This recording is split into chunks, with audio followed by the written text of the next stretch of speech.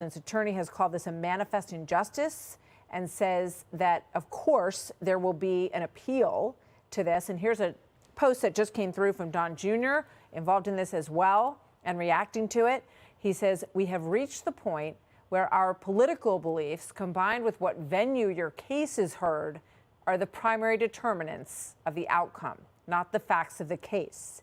It's truly sad what has happened to our country, and I hope others see it before it's too late to correct course." So with that, we bring back in constitutional law attorney Jonathan Turley, GWU law professor and a Fox News contributor, and Ari Fleischer, former White House press secretary and Fox News contributor. Jonathan, you know, the impact on the other people involved here. Alan Weisselberg, as I said, longtime business associate of the former President Trump, already was convicted in a separate case against the Trump organization, and the impact on the two younger members of the Trump family by not being allowed to incorporate or serve as officers of New York corporations for 2 years. Well, they can certainly get around this. There's other jurisdictions that they can incorporate in, places like Delaware, and they can easily shift their business. The question is going to be, as Ari noted earlier, how many businesses are likely to shift on their own? New York is already viewed as fairly hostile for businesses that are moving out. There's an exodus from the state. This can't be good in trying to stem that flow. And the issue, again, is not that the Trump organization did not inflate or undervalue properties.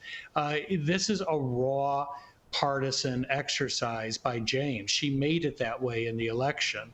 I have no doubt in my mind that no other company in New York would have been subject to this type of draconian exercise and would have been subject to this type of ruling.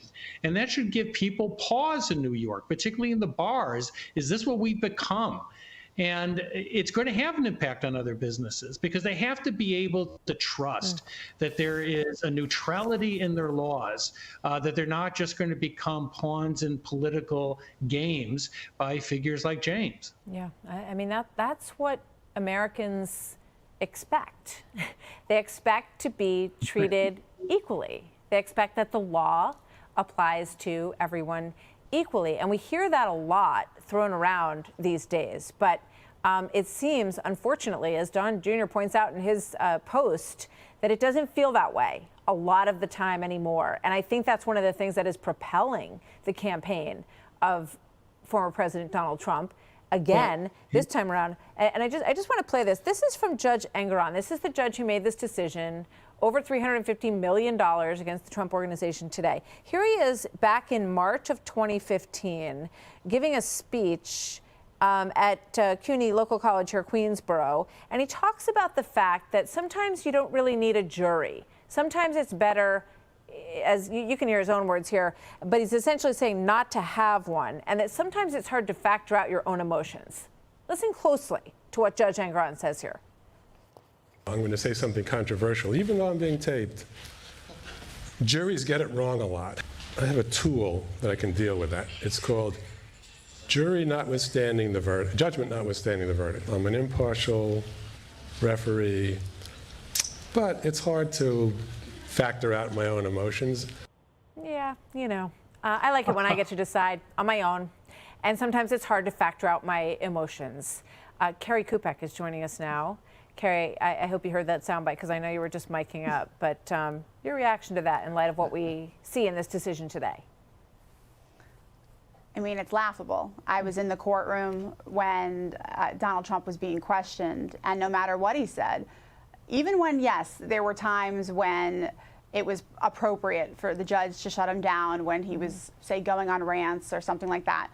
There were times when Donald Trump was very sharply and acutely explaining his businesses and his assets, and even then, the judge would try to stop him from giving context, and it was relevant context. I remember sitting there thinking, this is not a fair process.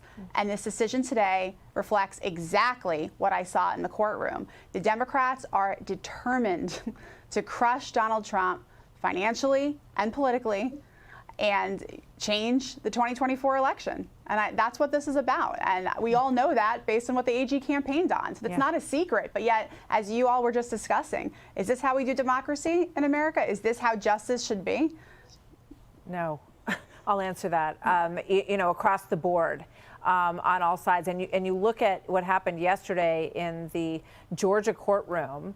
And Fani Willis basically, was able to sort of rant at length, right? And she really didn't get shut down by the judge in there. Let me bring Ari back in on that. Because when you look at the reporting this morning, I was watching a number of different networks and reading things out there, Ari, and it was like, wow, she's our hero. Isn't she incredible? And then on the other foot, when the former president opened his mouth in court, and he can rant, we all know that. But to talk about how he saw this valuation issue, he was shut down.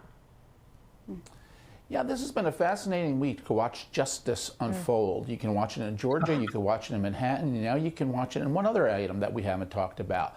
This was also a week in which the special counsel investigating Hunter Biden announced an indictment of a source the FBI had, who they say lied to the FBI to make up bad stuff about Hunter.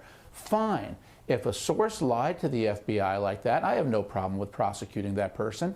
But then why hasn't Michael Steele, the author of the Steele dossier, been prosecuted?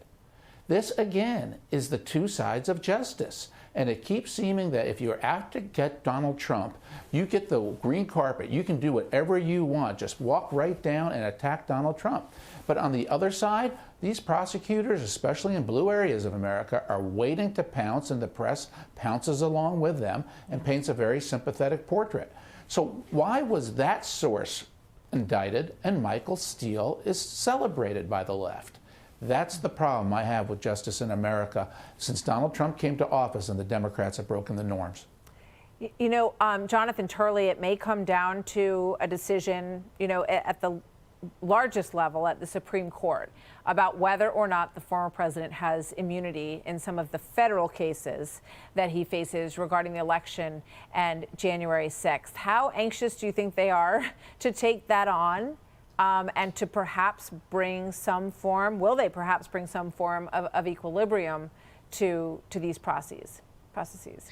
Well, I think that the former president is going to have difficult sledding on the immunity claim, even in front of the Supreme Court. The sweeping claims made are not going to sit well with some of the justices. But I think that what the public is beginning to see is the fulfillment of Trump's narrative. I mean, these Democrats have done that. It's like the old joke that I'm not paranoid if people are actually out to get me. Well, a lot of folks are saying, well, maybe he was right that and these split screens of multiple jurisdictions is driving home that message. It's amazing. What fascinating times we live in, right? Jonathan, thank you. Carrie, thank you. Ari, always great to see you. Click here to subscribe to the Fox News YouTube page to catch our hottest interviews and most compelling analysis. You won't get it anywhere else.